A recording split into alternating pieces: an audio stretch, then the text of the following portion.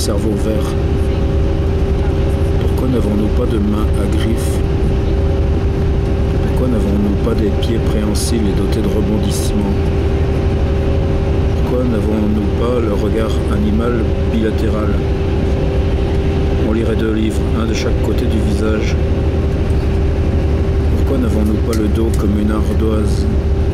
Et les pensées s'y écriraient pour qui nous suit? Pourquoi n'avons-nous pas les cheveux comme un langage? Les taire nos émotions pourraient s'apprendre, mais ils les indiqueraient sinon, ainsi du cheval, du chien, de la tortue sans cheveux. Pourquoi on ne sauterait pas comme la puce, ne s'endormirait pas comme le pou, 8 mois fixé sur sa tige, et se lâche en détectant le chaud? Pourquoi pas des bras si grands qu'ils feraient signal par-dessus les foules, que toute foule ne serait qu'un mouvement organisé de signes?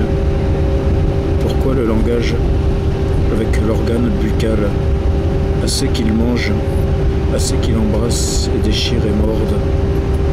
Le langage serait vibration de la poitrine, nous aurions appris à la moduler. Le langage serait tension des yeux, et nous aurions appris à la perfectionner. Pourquoi l'assemblée grégaire dans les villes et pas l'appropriation chacun de territoires mobiles et jamais fixes? Et ceux qui vivent mobiles et loin de l'assemblée ordinaire des villes, où dans la ville même sont ces loups que rien n'assemble? Est-ce qu'il n'y aurait pas choix de basculer d'une à l'autre des formes? Je n'appartiens plus à l'assemblée des hommes, disait l'homme. Pourquoi non pas des réserves pures de mémoire dans les roches, l'eau et le sable? Et nous irions à tour de rôle y marcher, plonger, éprouver. Ici non pas les livres dans les grottes des villes, mais l'obligation de l'écart et de l'effort pour conquérir ce qui ne devrait pas si facilement s'offrir. Ainsi en est-il du mystère des animaux qui migrent, poissons, oiseaux, ils s'en vont dans leur bibliothèque, à nous, inatteignables. Pourquoi pas des yeux luminescents la nuit? On en connaît qui savent. Pourquoi des oreilles, sens et odorats si peu perfectionnés?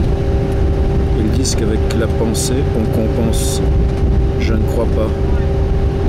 Pourquoi pas un ventre de bois? Manger, on en serait débarrassé. On y pétrirait des pâtes végétales.